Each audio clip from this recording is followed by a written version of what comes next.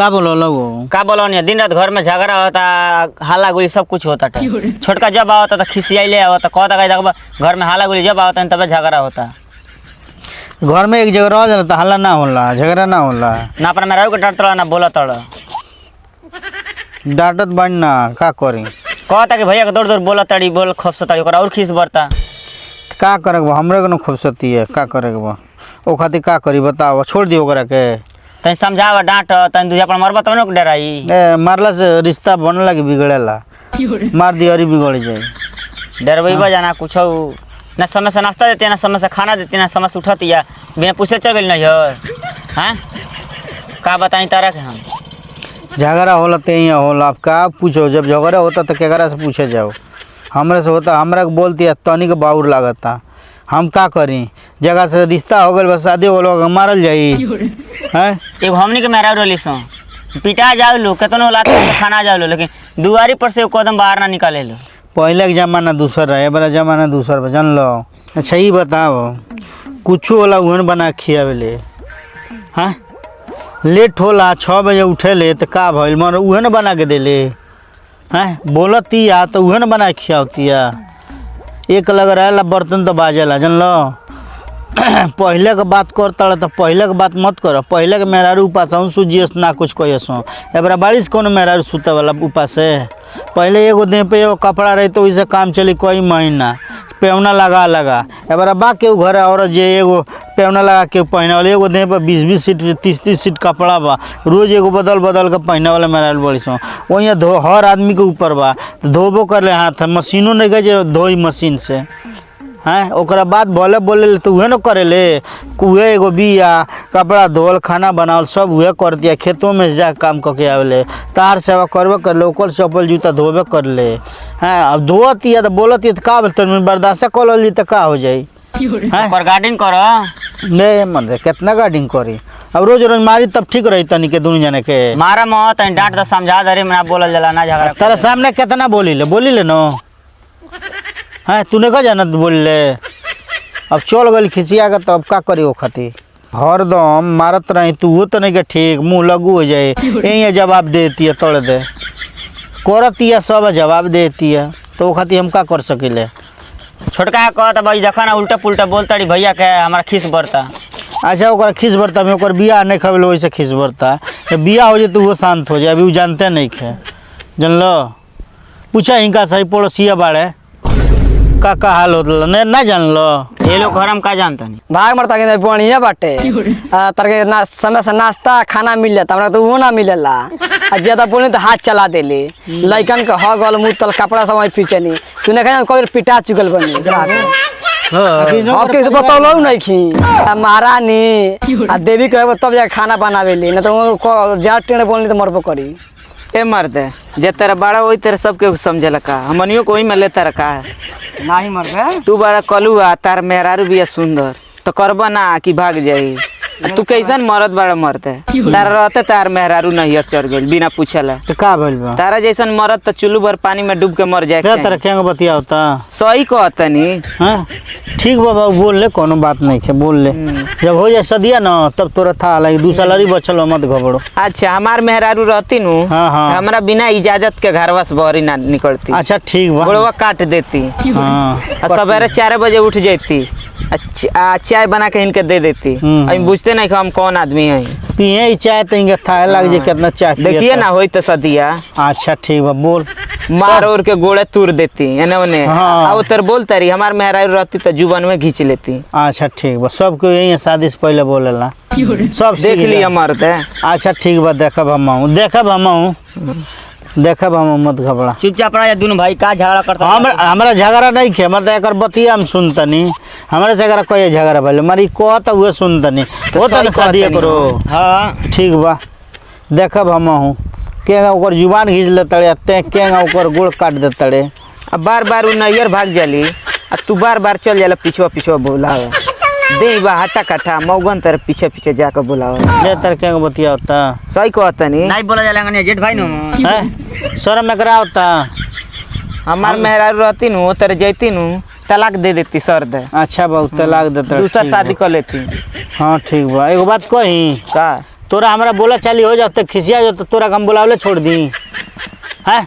कोई बार तोरा डटले बानी तो हमरा से खिसा खिसी भइल बा, फिर तोरा के मनौले नहीं खी तो ओकरो शादी न भइल बा, उ खिसिया गल तो ओकरा के छोड़िए दी। ई कौन कहानी हो? कोई खातिर शादी भइल खिसा खिसी हो जाए तो छोड़ दियो। तारा हमरा नहीं का बोला चले भइल, तारा बूढ़ा से नहीं का बोला चले भइल, हमरा इनका से नहीं का बोला चले भइल। ई हमनी के छोड़ दले। कोई बार जिद कइले कभी जाते मरल तो का हमनी के छोड़ दले बड़े।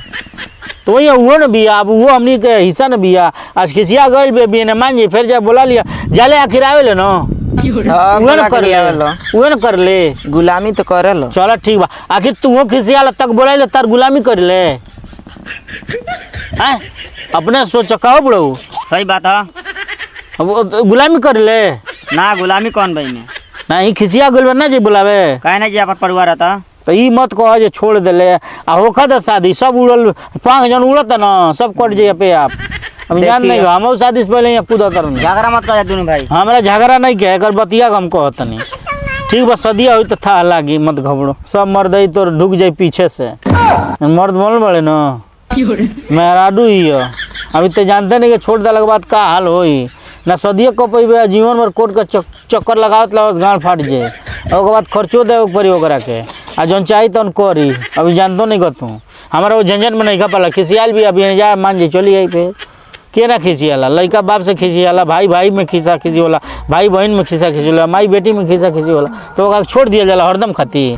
तो ये मौगी मर्द मौगी में झगड़ा हो जाला तो छोड़ थोड़ी दे। ज्यादा भी लड़का बात सोच लड़का बात तो द क्या बोलता है करे काल अब तू बोलते रहो थोड़ा ज्यादा तू अभी जानता नहीं खो। चल गल बिया फिर भी आखिर जाले तो आवेले न दूसरा ठंडा में चल जले यही जावेले हैं। देख ले एगो हिनी के मारो खा ले तबो रखले बड़े हैं आ उतना बोल ले बेचारा तबो आखिर मेल मोहब्बत बात तबे न।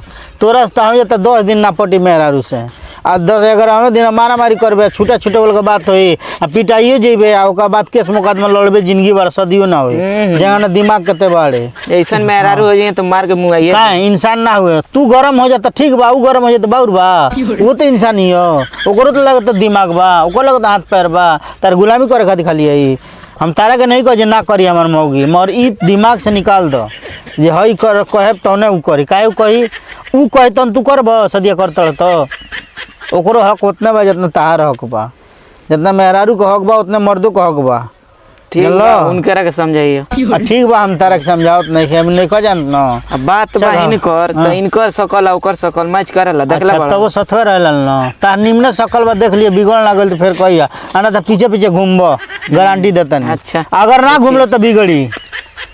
ए भाई तू बड़ा अकड़ दिखाओ तोरा इनकरा के। अभी तार शादी ना तो दिखाओ तो जे तार सदिया हो जाइनु तार आए तो मौगी सब तार नोट बोल ढीला कर दी लागे क्रीम पाउडर लिपस्टिक मांगनु तू ओमे बिला जीबो। ए जी लोग हमके कितना जाने नहीं कोई चल जाम नहीं होल तो का कहले। अरे बाप हमके मुआइबू का हो हमके छोड़ के मत जाइए कहिए तो तार गुड़ दबाएम खाना बना के तार कपड़ा फीचेम बाकी हमके छोड़ के मत जाइए। गोड़वा तो दौलत कोल दादी नहीं छोड़ दे हमरा से वादा कर हमके कब्बो मत छोड़िए जीवन में। अगर तू छोड़बू तो हमके जहर दे दी नहीं अलवा ना जाए जही है बाकी हम तारा पीछे पीछे जाए तारा कुछ चाहिए हम लिया है। अगर तारा के लेट हो जाता सुतला में तो सवेरे हम खाना बना पूरा धो देम सर दबा देम देह दबा देम लेकिन तारा को हम छोड़ ना पाए। तू कहीं जैबू हम चले जाता नहीं बाबूजी के खाना दे जे बैठो बानी ना भाभी दे दिहन चाय भाभी तो रोजू देली तो रोज देली तजुओ दे दिहन वही खतरा नुआइल बड़ी दिहन ना हमार कब्बो दास ना कर लेली। रे का करतला सरे ना टाइम से खाना देतला सो ना कुछ हुआ। शादी के पहले एकदम इतना फौंके दूसरे के ज्ञान देत रहलई। ए मर्द तू का टर चिल्ला हो रोज टर चिल्लाता नहीं ना चाय मिलता समय से ना खाना मिलता ना कुछ रोज हमनी के बीचवा में कूद जाता रह।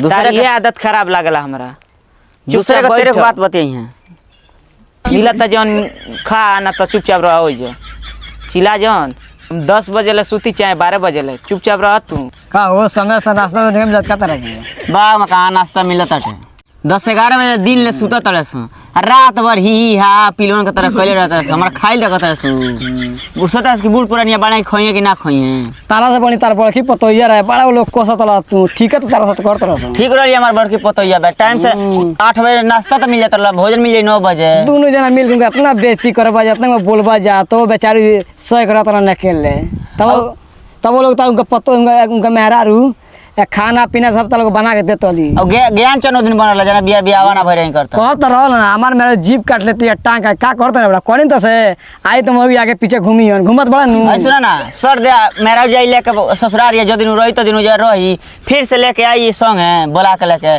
को मार्केट जाई को कहीं जाई बोले तो कोई कतार में रहो हमार में कुछ करे तरस का मतलब बा हम तो का कहनी आई तो मोगी नोट बोल सब ढीला ढीला बोल बने बड़ा आन के ज्ञान बांटतलन रोज मोबाइल में ही या कले रहता है हमार खोले से कौन मतलब बा अब ओका समय हमार बड़की पतो है वे लिया के टाइम से खिया देले दे देले अभी आई भी नु जो नौ की साल भर बिया भले भाई ई का करे क्रीम पाउडर पोती मुंह में उठाई लगा लियो ओकरा जाके चप करे बैठ रही ठीक है तो करती है तो बहरिया ला ना निकलेला लोग पूछल है तार लइको छोड़ के बाहर गई हां बताओ अब हम का कही बड़का कोई का मौगा बड़ा हैंग बड़ा तारा चिलो भर पानी में तारे से डूब जाए मर जाए तू मेरा पीछे पीछे लगा रहला आई अपने दादा मौगा बन के बाटे अभी तक का सब हमार बड़का ठीक बा मौगा तो ई बनल बा एकरा चिलो भर पानी में डूब के मर जाए के चाहिए ए जिन्ने की देखो बुढ़ऊ के बोलता नहीं हमरा बारे ए उनके चिल्लाए दो टर टर चिल्लात रहेला हमको चली नहीं और छोड़ दे ना उनका काला छोड़ दी